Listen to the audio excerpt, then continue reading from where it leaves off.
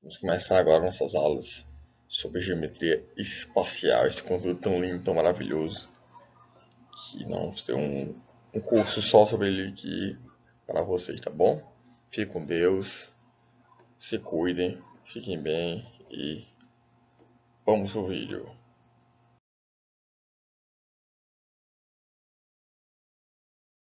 Conceitos primitivos e postulados, posições relativas entre geométricos. Tá bom? Primeira parte, essa primeira parte fica para o outro slide.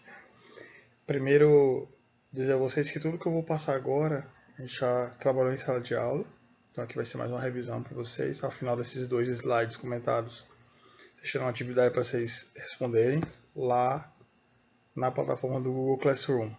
Beleza? Vamos começar.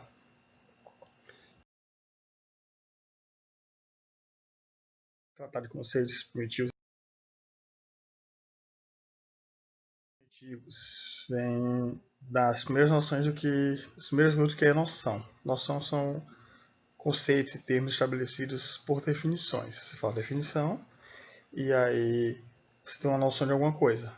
A definição de alguma coisa, definição de, por exemplo, definição de ângulo, definição de quadrado, isso é uma definição, né? Quando você pega um conceito primitivo, quer dizer que elas são as primeiras noções e são adotadas sem definição.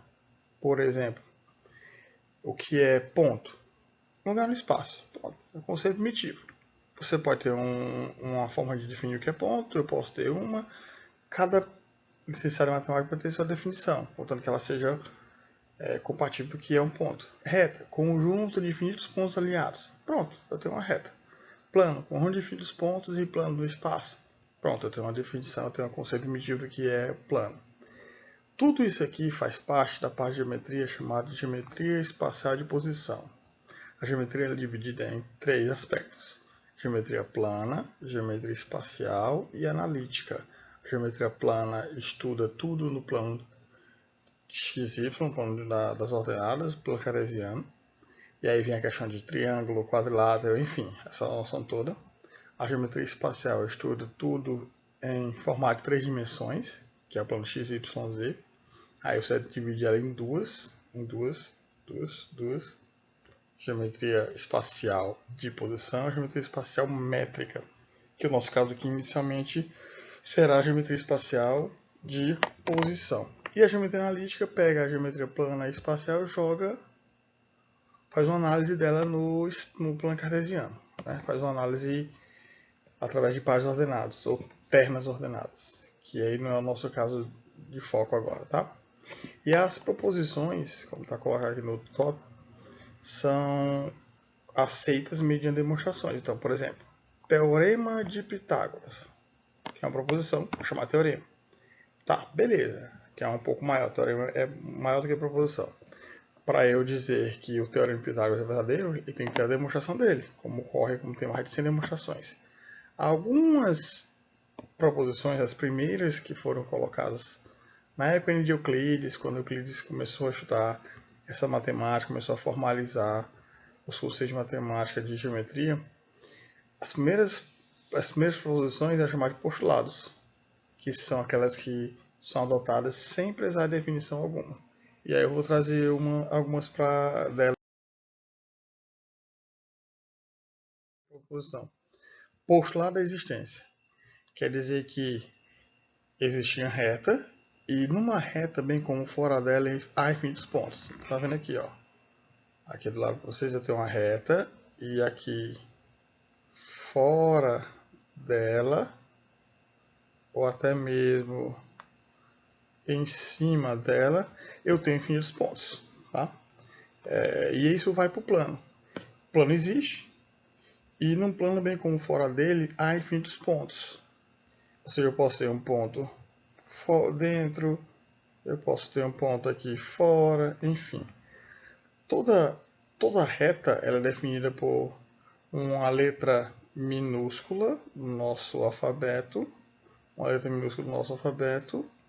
ou por marcações de pontos que você toma. Por exemplo, aqui eu estou tomando a reta AB, ele está localizado bem aqui do lado, né?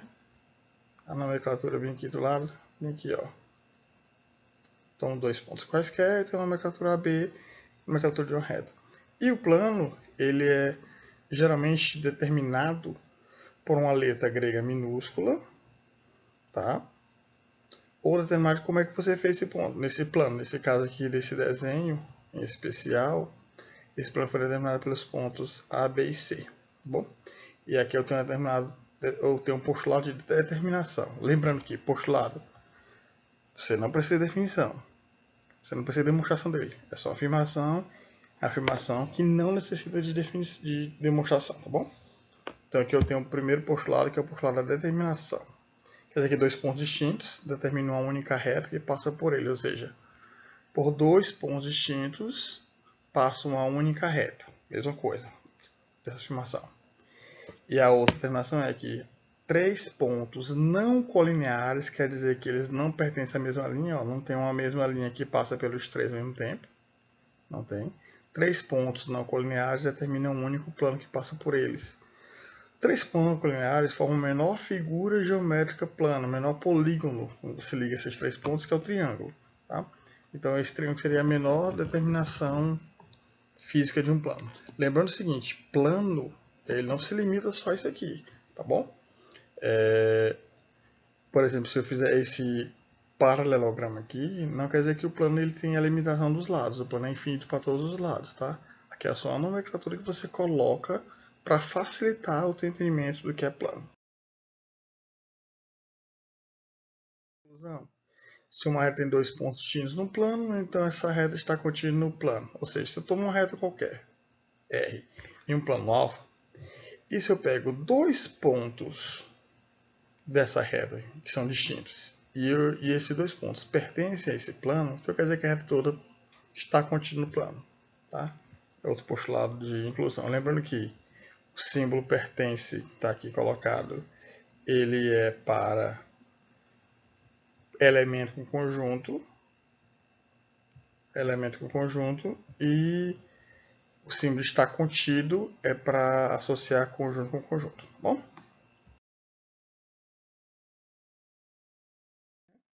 Que é o postulado de separação dos pontos de um plano, quer dizer que se você toma uma reta R qualquer, foi tomada aqui, ela separa esse plano alfa em dois subplanos, semiplanos, plano alfa linha e o plano alfa duas linhas, tal que a interseção desses planos aqui, nesse caso ela é vazia, né? Eles são separados, certo? Eu determinei aqui, eu cortei como se eu pegasse um bafo de papel e cortasse e separasse os dois. Então a interseção deles é vazia.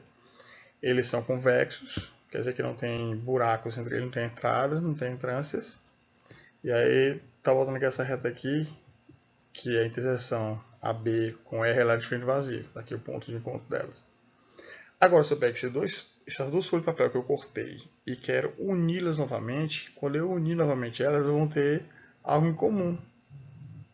Que no caso para esse desenho é a reta R.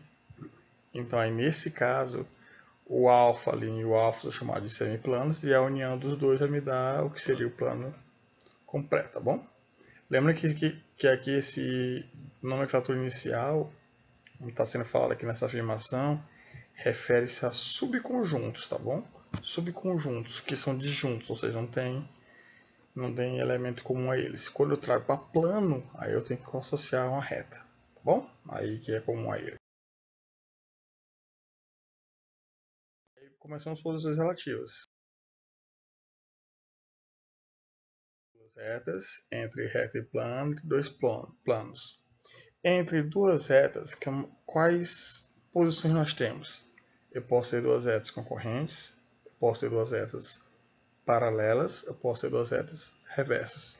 Reta e plano, eu posso ter uma reta paralela ao plano, eu posso ter uma reta secante ao plano, eu posso ter uma reta contínua no plano. E dois planos, eu posso ter dois planos paralelos, dois planos secantes e dois planos aí coincidentes, um em cima do outro. Um está contínuo no outro, tá bom?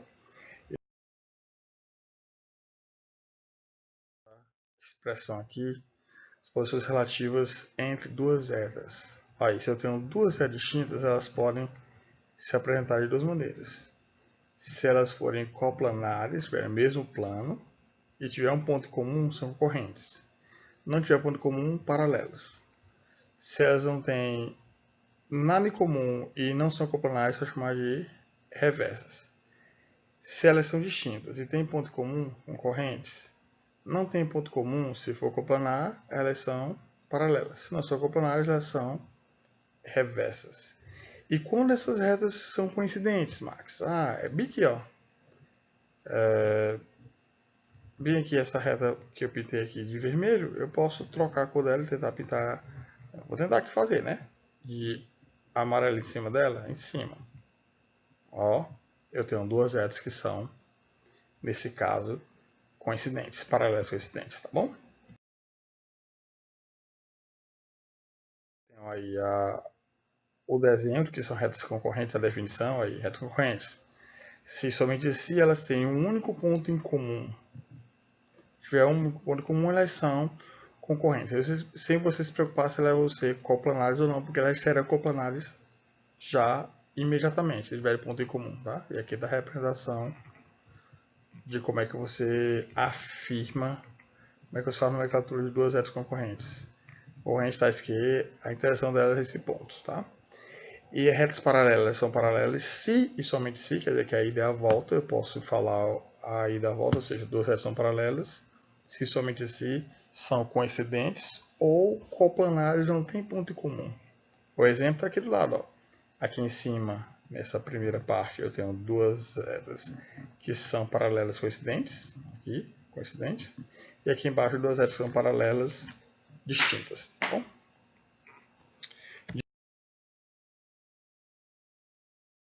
Aqui há duas retas reversas, que elas são reversas somente se não existe plano que as contenha. O desenho mais fácil aqui fica fácil de fazer, né? Lá no quadro era complicado, mas aqui no slide é mais bacaninha. Fica bem claro isso aqui, ó. Eu botei um plano aqui quase que horizontal e uma reta R cruzando ele. As duas retas são reversas aqui, que não é porque não existe um plano em comum entre elas. Aqui está parecendo que elas estão se tocando, mas na verdade é porque o desenho está mal feito. É para ser essa reta um pouco mais para frente, essa reta R, e ela não toca uma reta S, tá bom? O desenho foi um pouquinho mal feito, mas eu vou consertar isso no. Eu botei aqui nesse desenho, primeiro como é que você determina um plano, né? Tem 4 bordas diferentes, você pode usar 3 pontos não colineares. É o que acontece, por exemplo, com a moto, quando você estaciona a moto e coloca o tripé da moto mais o pneu da frente e de trás. Se você unir esses 3 pontos de contato com o solo, você tem um triângulo, por isso que a moto ela fica ali enrijecida, a formação de um plano. Eu posso pegar uma reta e um ponto fora dela, eu ligo esse ponto fora com 2 pontos diferentes na reta, tem o advento de um plano. Eu posso ter duas retas concorrentes, é o advento de um outro plano. Eu posso ter duas retas paralelas distintas, tá bom? E aqui nesse desenho ao lado eu fiz uma caixa que é um paralelepípedo, vamos ver isso mais futuramente. E coloquei duas retas R e S, que elas não estão se cruzando em forma alguma. Não tem uma parede que as duas pertencem ao mesmo tempo, que no caso é o plano, não tem. Então essa reta R e S são exemplos de retas que são reversas, beleza? Não pertencem ao mesmo plano, ou seja, não tem uma parede que passa pelas duas e elas não possuem ponto em comum. Essa aqui é a nossa primeira revisão sobre geometria espacial e posição. Espero que vocês possam. Sucesso, tudo de bom, curta o nosso canal e até nossa próxima aula. Beijo gordo, até mais. Tchau.